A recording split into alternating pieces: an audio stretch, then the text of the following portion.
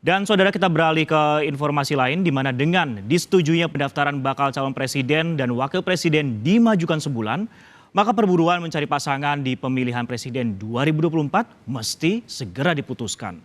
Bila ada 3 poros, maka penentuan siapa pasangan Ganjar dan siapa pasangan Prabowo hanya diberi batas waktu hingga 25 Oktober mendatang.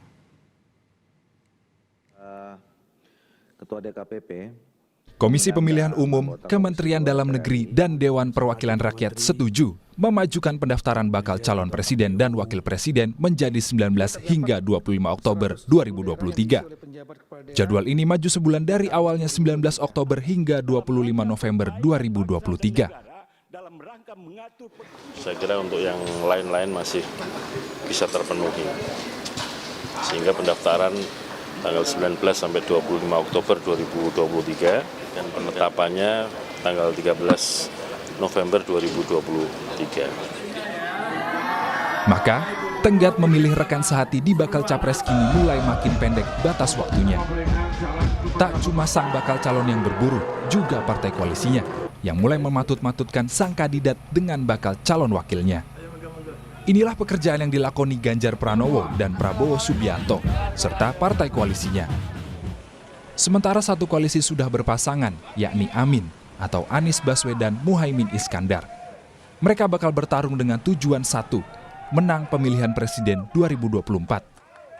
Bila konstelasi hari ini berjalan, maka perlu 2 orang untuk 2 baca pres yang sedang diburu.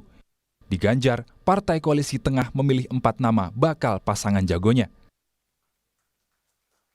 Pak Erick Thohir, Pak Sandi Uno, Pak Andika, Pak Mahfud. Tadinya kan memang muncul namanya Mas AHY, namun karena Demokrat sudah memutuskan untuk pindah atau menentukan dengan Mas Prabowo, ya tentu saja sepertinya tidak mungkin. Pak RK masih ada juga berarti? Pak RK juga, Golkar kan sudah dengan Pak Prabowo, jadi dan Pak RK merupakan kader Golkar. Dari 4 nama yang menguat saat ini adalah Mahfud MD. Semua masih punya peluang yang sama pada hari ini. Dan di antara kita, dari pimpinan partai, saya semua berkomunikasi dan saya juga berkomunikasi dengan beliau-beliau. Prabowo dan koalisinya juga tengah menimbang nama Menteri BUMN dan juga Ketua Umum PSSI Erick Thohir yang disodorkan anggota koalisi Partai Amanat Nasional. Lalu Ridwan Kamil yang adalah wakil Ketua Umum Golkar. Pemilihan cawapres Pak Prabowo ini akan dilakukan dengan cara musyawarah untuk mufakat. Siapanya saya belum tahu. Bisa saja nanti Pak Erlangga, bisa saja Pak Erick Thohir, bisa Mas Gibran, bisa Kang Emil, bisa Mbak Yeni, atau bisa nama-nama lain. Erick tidak mau berspekulasi dan menyerahkan semua keputusan pada parpol koalisi pendukung Prabowo Subianto. Terlalu dini, ya, kalau bilang siap-siap nggak ada, itu yang saya sudah sampaikan, percayalah, ya itu kayak lagunya Afgan, kalau jodoh pasti bertemu, itu aja ya, jangan. Kalau masalah tentu pembicaraan mengenai calon pencalon itu kan ada koalisi. Tapi bagaimana bila hanya ada 2 poros? Pasangan Amin akan berhadapan dengan 2 bakal capres yang kini sedang mencari pasangan masing-masing, Ganjar dan Prabowo. Yang jelas ini sudah diantisipasi oleh koalisi Amin, yang pertama kali melontarkan adanya kemungkinan 2 poros yang bertarung di Pilpres 2024.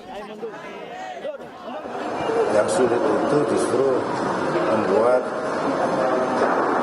hanya 2 poros. Jelas pasangan Amin mengantisipasi semua kemungkinan. Kemungkinannya kan tinggal 2, 3 poros atau 2 poros. Kubu Ganjar tidak ingin spekulasi berkembang. Dalam dinamika yang ada, mau 3 pasangan calon, 2 pasangan calon, itu kan mengerucut pada 2. Sehingga ya pandangan itu betul juga. Misalnya ada 3 pasang calon atau 4 pasang calon. Kan ujung-ujungnya karena diperlukan syarat 50% plus 1, kan ada 2 pasang calon. Lalu ada yang melakukan analisis politik. Toh nanti juga akan mengerucut pada 2, kenapa nggak dikerucutkan di depan? Saya nggak paham ya maksudnya Pak Jazirul ya. Sedang membaca realita atau sedang ngelamun gitu ya.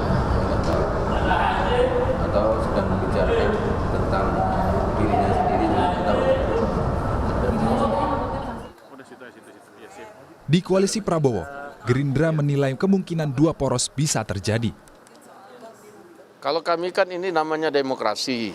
Demokrasi itu bisa kemudian ditentukan oleh pemilik hak demokrasi, yaitu rakyat yang diwakili oleh partai politik. Sehingga nanti mau 2 poros, mau 3 poros, ya kami ikut aja. Bila ada 3 poros, maka kemungkinan putarannya harus 2 kali. Sehingga hari pencoblosan Pilpres tidak cuma di 14 Februari 2024. Bila 2 poros, maka pemenang Pilpres ditentukan pada 14 Februari 2024. Tim Liputan, Kompas TV.